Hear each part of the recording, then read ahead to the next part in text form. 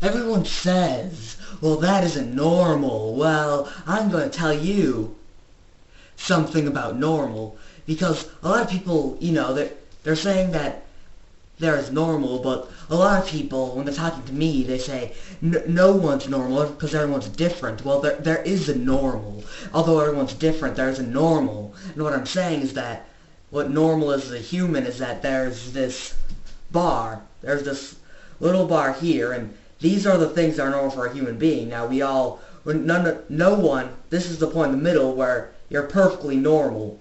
Perfectly. Nobody is at that point, because no one is perfectly normal because we're all so different. It's impossible to... This is the image we've conjured up in our heads. In our heads, we've conjured up this image of the normal human being, this portrait of authority, to quote Bad Religion. This is what we've conjured up in our heads. But no one... It's unachievable. No, it's madness because no one can achieve this. People are all in this little spectrum. This is the point of perfection that we've conjured up in our heads, and people are within and around this point, but no one can ever be there. And then you get the people, the weirdos, the people that are different, the unique, the eccentric people like me, who we don't want to be here. We're all the way the hell over here in another universe, in our own little world.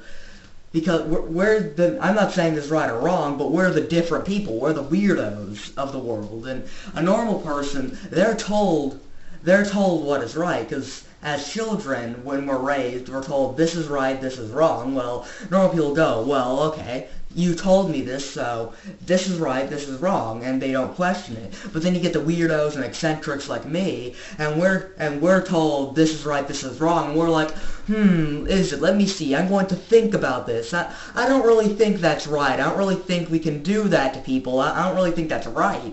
And people don't like that. People don't like to... I mean, a lot of people say they do, but really, nobody really wants to see that because those people are the weirdos, the eccentrics. They're not the ones who are going to be getting all the jobs. They're not the ones who are going to be getting a nice family. They're not the ones who are going to be running the country.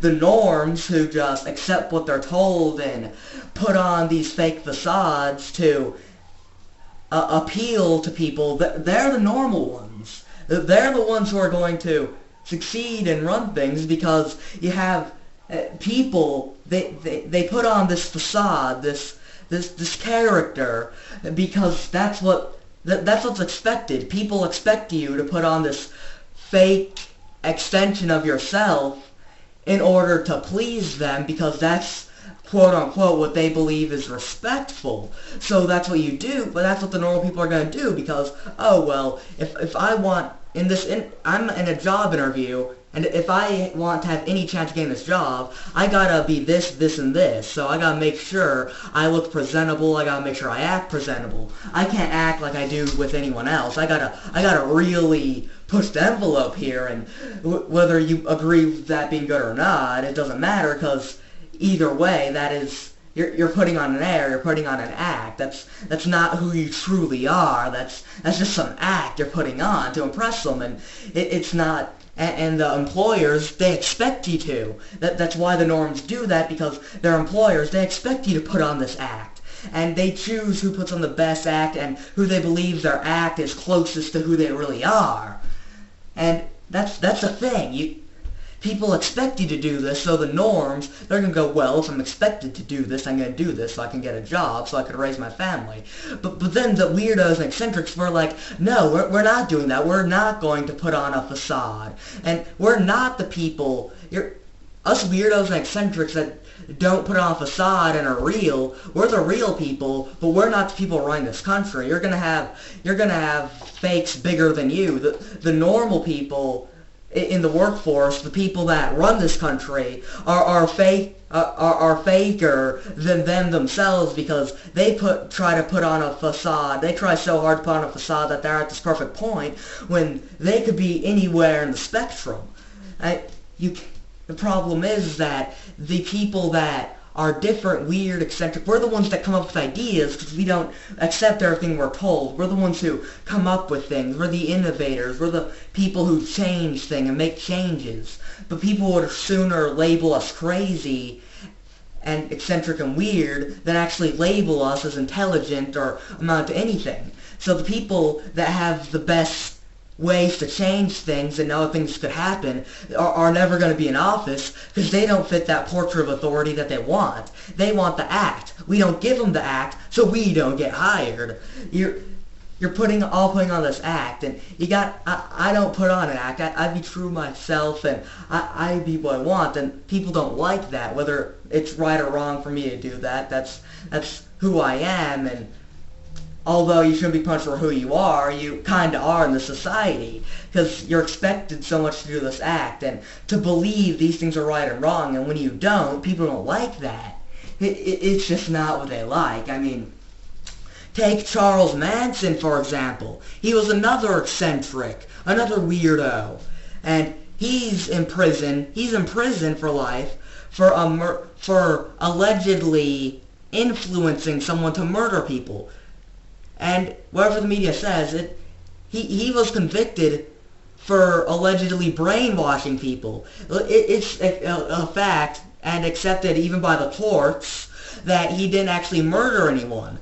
And he's in there because the people that murdered him said, well, we were brainwashed by him or he drugged us. Well, they've changed their story several times, and Manson stuck to the same story. And people would rather believe that Manson's crazy or he's an actor and believe the people who keep changing their story because they don't want to believe that they were wrong, that it's not acceptable because he's one of the weirdos and eccentrics. They're not going to believe him. They're going to take the people who are closer to this point. The closer you are to this point, the more people are going to believe you. If you're off here in Netherlands with me and others, then they're not going to believe you because you're not in their spectrum. They want you to be in their spectrum no matter how intelligent you are or how right you are. They want you in the spectrum. And it's not often, and it's going to be hard for anyone that's not within this spectrum close to the point. You're not going to be believed, and when you are, it's going to be pretty impressive because it's going to be difficult to get listened to.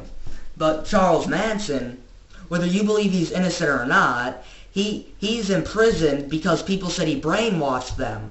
Basically, brainwashing, all that comes down to is influencing people. Because he didn't drug them, obviously, but you have someone who's having life in prison for influencing people, because people that were influenced by him committed murders, because he did music, and these people, he's an outcast, they kind of lived with him and were like his family, and they were influenced by him, and they took this influence and killed some people, and then he went to prison for it.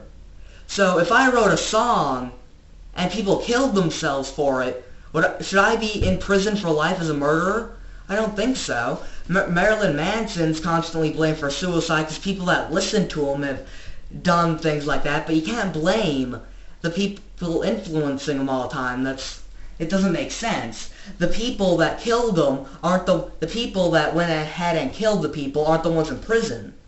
And people say, well, it's not, you can't put the gun in prison, but these guns are people. They may have been influenced by Manson, but there's no reason, even if Manson did brainwash them and purposely influence them to kill, he shouldn't be in prison for life. The people that killed them should be in prison for life, and he should be charged as an accessory at the most.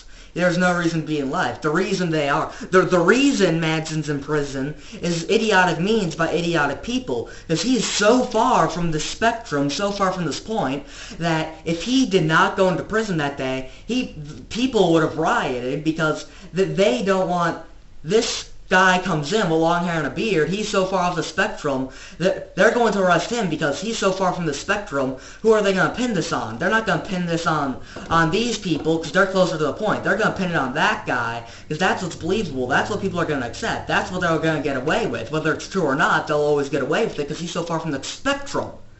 Because you normal people, you're in the spectrum, and you're putting on an act because that's what's expected, that's the norm. Then us weirdos and eccentrics, we're not, but yet we're not going to achieve as much as you because we're so far off, and those of us who do will always be known for things as being weird. And that's what's weird about it, because normal doesn't seem quite normal now, does it?